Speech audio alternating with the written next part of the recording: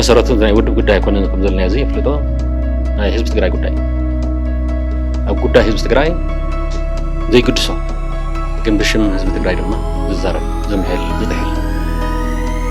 أبزر دعوها فلالك بحالي يترفيا نايب علها مراحن أبالن كالي ونتقنا زي أصل نوع علو تتومع تفكراتك واحد راح يكون كون على هبتا زلنا تقول كلون أنت زي أستقبل ما قد يمسيم زول سقاطات كميري سلام بزي خبركم تخاتلت بين تي في نيلو مسن بتعسر تحدنا حسه كلاي زي تدالو مدبات يزلكم متصلخو سناي مكتتال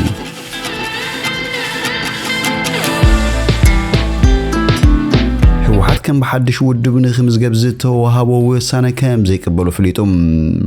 ህዝባዊ ወያነ ሓርነት ትግራይ ቦምበር ህወሓት ዶክተር ደብረጽዮን ገብረ ሚካኤል ዝተሰረዘ ሕጋዊ ሰብነቱ በትውድባት ፖለቲካ በፍሉይ ኩነታት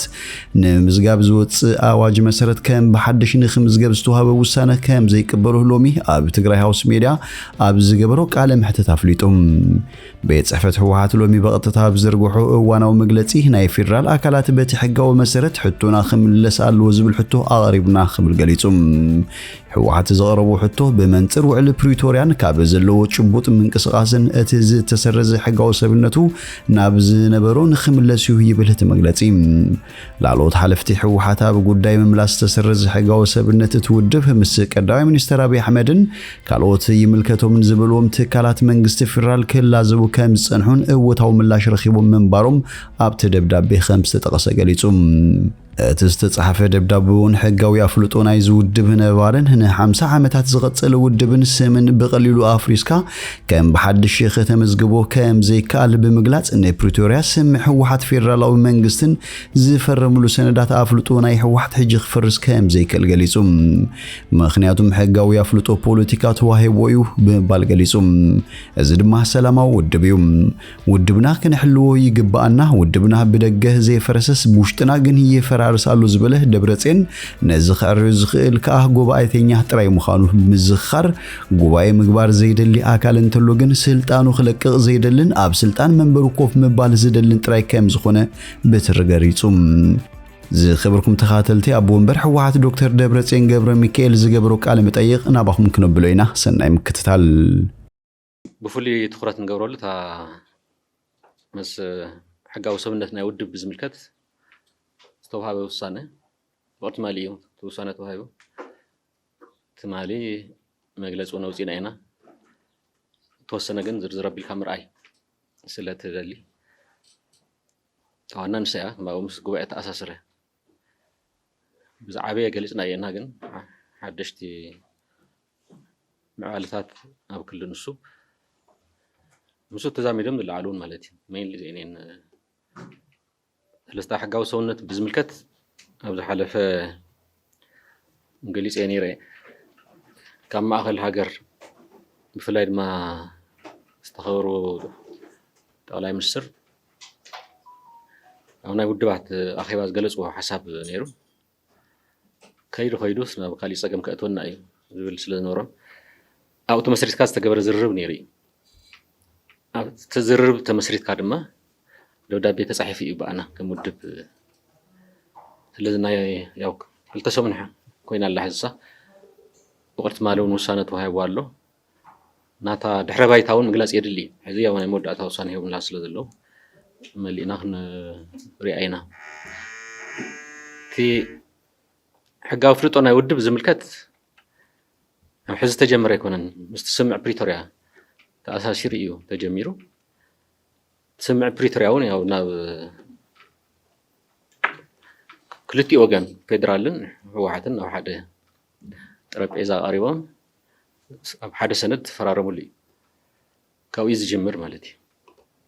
نايت مالي نايمرس أبورد أتنا يكونن توانا التأثير كامر أيون سلزة دليت مست وزيتون تاينا هنقبر زلنا تأثير كام رئيس لزدلي سلسة تسمع ناي كلتها ناي فيدرال ناي حوحات كم زفلت أنا دليت منجست غراك فرمو إنيرو كن بناي فيدرال منجستي دفئتن سمعنا تنقل أيقونن مش حوحات يزفرارم زدلي ኣብቲ እዋን እቲ ሕወሓት ኣሸባሪ ተባሂሉ ኣብ ተሰየመሉ ቤት ናይ ዓዲ ቤት ምኽሪ ዋላ ምስ ኣሸባሪ እውን ይኹን ግን ምስ ሕወሓት እየ ዝፍርም ስለዚ እንታይ ማለት እዩ ክልቲኡ ዝፈረመ ወገን ኣፍልጦ ተዋሂቡሉ ማለት እዩ ንሕና እውን ፌደራል መንግስቲ ኣፍልጦ ሂብና ንዋጋ ኢና ነርና ንዋጋ ኢና ጥራሕ እንተይኮነስ ኣይንፈልጦን ኢልና ኢና ኣውጅና በቲ ስምምዕነት ኣፍልጦ ሂብና እዩ ፌደራል መንግስቲ እውን ይዋጋ እዩ ነይሩ ንሕወሓት ኣፍልጦ ሂቡ ስለዚ ሓንቲ መሰረት ናይ ተጠቕላላ ምንቅስቃስ እዚኣ እዛ መሰረት ፖለቲካ ኣፍልጦ ማለት እያ እዚኣ ፖለቲካ ኣፍልጦ ክልቲኡ ወገንስ ፖለቲካ ኣፍልጦ ተዋሂቡ እዩ ሕጋዊ በዓል ኣይኮነትን ፖለቲካ ኣፍልጦ ተዋሂቡ ኢላ መበገሲትና ካሊእ እታ ፓርላማ ጥርሽ ናይ ሽብር ናይ ግብረ ዓዲ ተባሂሉ ተሰይሙ ስለ ዝነበረ ሕወሓት ንሳ እውን ኣብ ቤት ምክሪ ተላዒላ ተወሳኺ ትኾነላ ማለት እዩ በቲ ስምዕነት ፖለቲካ ኣፍልጦ ተዋሂብና ኣለና በዚ ድማ ካብ ግብረ ዓዲ ወፂኡ ሰላማዊ እዩ ማለት እዩ ሰላማዊ ፖለቲካዊ ቃልሲ ከካይድ ዝኽእል ውድብ እዩ ዝብል ተወሲኑ ማለት እዩ ምስቲ ስምዕነት ተኣሳሲሩ ግዝያዊ ምሕዳር እውን ኣጣይሽና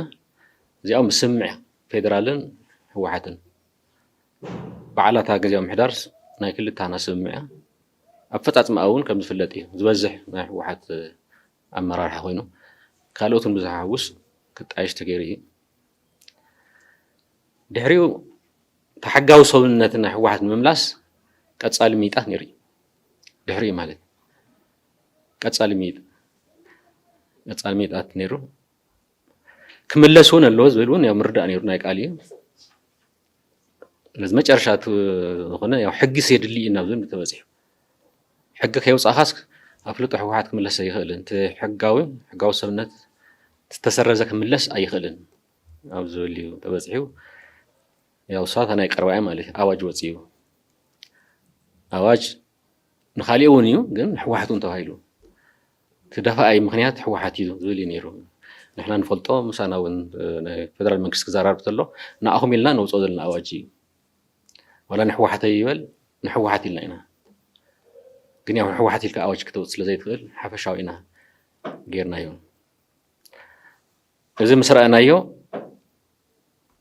ማለት ከም ውድብ ከም ሕወሓት ናይ ሕጊ ኣካላት እውን ኣሳቲፍና ያው ናይ ሙያ ናይ ሕጊ ተቐሪፁ ስለ ዘሎ እዚ ኣዋጅ እዚ ከመይ እዩ ዝብል ምስ ተመርመረ ኣየዋፅእን እዩ ሕጋዊ ሰብነት ናይ ሕወሓት በዚ ክምለስ ኣይኽእልን እዩ ዝብል እቶም ናትና ናይ ሕጊ ኣማኸርቲ ደምዲሞም እዩ ምስ ተረኣየ እቲ ኣዋጅ ማለት እዩ ዝተፈላለዩ ናይ ሕጊ ሰባት ኣብ ኣመራርሓ እውን ኣለው ናይ ሕወሓት ካብ ኣመራርሓ ወፃእ ማለት ተጋሩ ዝተፈላለዩ ተሓሳስባ ዘለዎም ኣብ ኣዲስ ኣበባ እውን ይሃሉ ኣብዚ ሓሳብ ናይ ኩሉስ ንስማዕ ኢና ኢልና ስለዚ ናይ ኩሎም ኣፈላላይ እውን ኣይነበሮን በዚኣስ ተሰረዘ ሕጋዊ ሰብነት ኣይትረኽቧን ኣይትመልስዋን እዮም ከም ሓድሽ እንተዘይኮይንኩም ኣይትረኽቡን ዝብል ደምዲሞም እዮም እዚኣ ኣብ ማእኸላይ ኮሚቴ ሕወሓት ቀሪባ ዋ ከምኣ እንተኮይና ኣይነመልክትን ናብ መረፃ ቦርድ ኣይነመልክትን ናይቶም ሕጊ ሰብ ሞያ ሓሳብ ምኽሪ ክንቀበል ኣለና ማለት ናይ ኩልና ሰምዕ እዩ እንታይ ደኣ ምክክር ይገበር ምስ መን ምስ ፌደራል በቲ ኣዋጅ ኣይትኾንን ግን ንመኻኸር እቲ ኣዋጅ ኣይትኾንን ዘበሎም ብዙሓት ምክንያታት ኣለው ሓደ ያው ከም ብሓድሽ ኢኻ ትምዝገብ እዩ ሕወሓት ናይ 50 ዓመት ዝገበረ ዳርጋ ማለት 50 ዓመት ዝገበረ ውድብ እዩ ከም ብሓድሽ ክምዝገበ ኣይኽእልን ከም ሓድሽ ተፈጠረ ማለት ሕዚ ከም ትሕዚ ተለኣይኹ ዘሎ ዝሃውና ማለት ናሓሰ 3 እያ ትብል ስለዚ ካብ ናሓሰ 3ስ ሓድሽ ውድብ ሽሙ እዩ ሕወሓት ዝኾን ዘሎ እምበር ማለት ናይ ቀደም ሽም ሒዙ ብሕጊ ሓድሽ ውድብ ማለት እዩ ናብ ሕጊ ክነምፃእ እንተለና ፖለቲካ ገዲፍካ ስለዚ ካብ ሓምለ 3ስ ሓድሽ ውድብ ኮይኑ ኣሎ ማለት ሽሙ ግን ይተቐየረን ሕወሓት እዩ ስለዚ ነቲ ናይ 50 ዓመት ውድብ ብሓድሽ ምምዝጋብ ብስሩ ዘይሕሰብ እዩ بوزح منيات مزرزر يلم بوزح منيات كمان مزقوين هلا قاليو ناي نبرتي مسلو ገንዘብ ስለ ዝወሰድኩም ድዩ ይልዓል እዩ ከምታት ዝምሰለ ማለት ንድሕሪት ዝኾነ ይተሓትትን ተዓፅዋይ ማለት ምክንያቱም እቲ ካልእ ሕወሓት ተዋና ነገር ግን ኣብቲ ኣዋጅ ወፂ ዘሎ ዓመፅ መልዕልቲ ኢኹም እያ ትብል ዓመፅ ዘልዕለ ኣሚኑ ዓመፅ የልዕለ ኢሉ ክቕበል ኣሎ ዓመፅ የልዕለ ጥራሕ ኣይኮነን ጥፋእተኛ እየ መሓሩኒ ኣጥፊአ እየ لأن استقلال الله ما خته يدفعه إذا حزنا يودب ترى حيكون نتن مال زيادة تنهز بتقرأي ما ختهون تعالى الله مناتهم كم منجستون مرحح وحاسس لزونه بزيد تدم سلام هذه تاريخنا ما خته شيء وامز موصوب صحة نجاراتون له سلاز كوافلت أو ودب كحاجة وسنة مركب للعلي يتقداي لعلو ودي كوينو نخف لازلهم مرجليو تهلا وما ولا فيدرالون يلوم نعم حزكو في حقاو الناس اللي زلكم زي تقصلوا زقود اللي زي تملؤوا ونزل زقود لكم زي تملؤوا نزل وكم بحدش كوين كأ مالتي لازم كلنا نقدر سريش كانت خوينا فكاليا هو حد كم هجبر يخلل ما هي تقرأي راح يكون أنا يوعى تاريخون سلزون يوعى ما هتهون سلزون لازم أفلت آخر كبيلو ما خدتها بسكراك حنشش مصرية هلا أي كبر مالتي عندما سوء تسخافة للي كم ودهم كفيل لي كم حزبهم كفيل لي كم استقرار وتعيشنا لينا سلازي تتأساسر سلاز خونتي هذا أفلت والله يومكم نهار لهم سيلكم زي صرح سيل كنت قبل هزينة المالتي يعني ده حرون قال سايقن ساقم اللوات فيليا زي أون دويت فيلن تاوي على بريتورياون فرسيا كلمة زنيلو نياتهم وعلو بريتراز فرم حزي يلن مالتي كون حاسس لستس حدش حوحات بالني تاشميا ندحري تتأثر النمبر توعلون مالتي سلست علون يلن واموزنا هزب سقرا قداي حوحات سلز فرمس دحان هنا تسامع معنا سؤالنا نغسل كنبل بصرين غلن نقبرون زي غلي مالتي لان مس حوحات تتقيل هذا لا انا تقراون عدل مالتي تناي تقرأي قدايس تتقليل الله بزاسم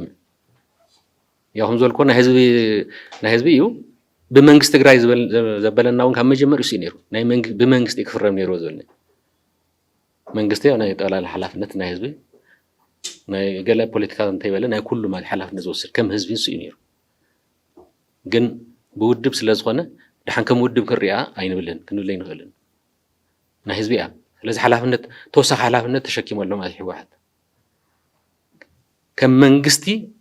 يتحلفنا توصل زلوا كم ودب راح يكون قدمون منجستي تاو علقن كم منجستي يكونن كم بارتيا حلفنا تقن كم منجستي يحزون سرح زلوا لازم العلو ودبيو مالتي العلو ودب سخونه نجار سلازخونه زي نت بريتوريا سمعنت ما كفرسي ولونان حق المزراب بعلم قن كيدو نسو مالتي تتركمو دحاري خوص مالتي تمزز مزاز الحريز وز سوداها مالتي سلس ترجمو قلنا نسيب بحق انت خينا هم يوم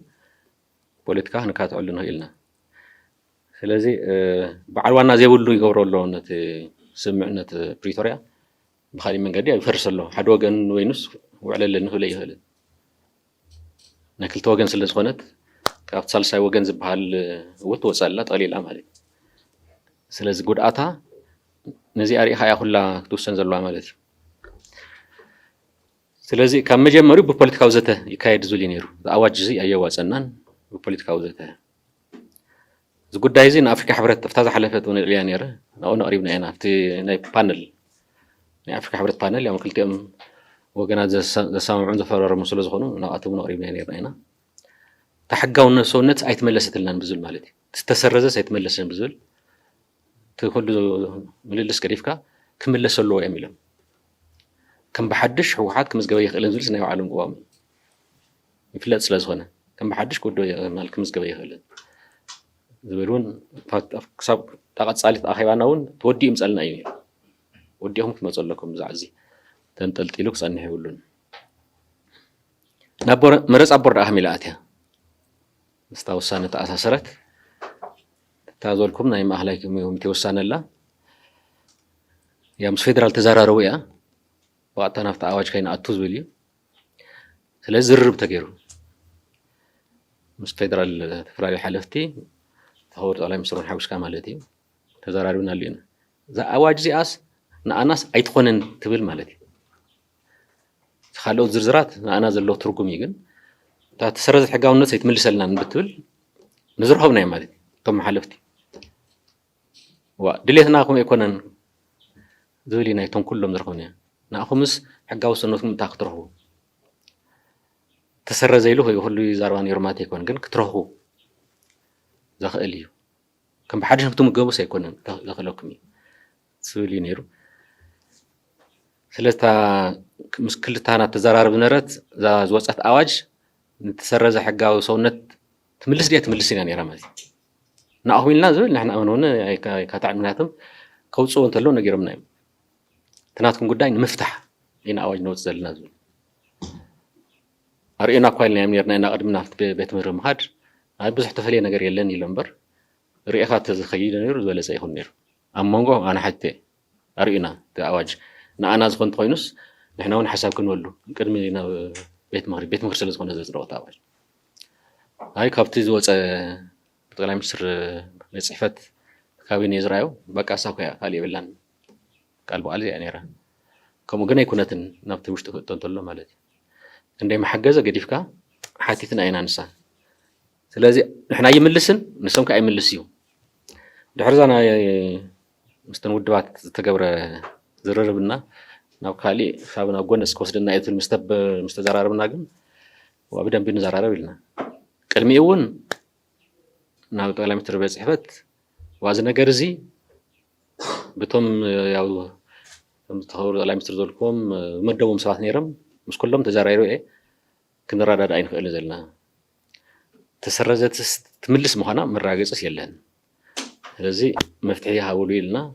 ስሩዕ ደብዳቤ ኣብ ሰነ 25 ከባቢ ሊኽና ኢና ኣውፂና ነርና ኢና ድሓር ንሱ መፍትሒ ክወሃቦ ድሕሪ እቲ መግለፂ ዝተባበ ድሕሪ ድማ ብኣካል ከምኡ ደይበሃል እዩ ናብዚ ኸይድ የለን ሰላማዊ ኣህባታት ናብዚ ኸይድ የለን ዝብል ምስ ተቐረበ ናብቲኣ ተቐይራ ማለት እዩ ብሱርታ ኣፍልጦኹም ዘይትረኽቡ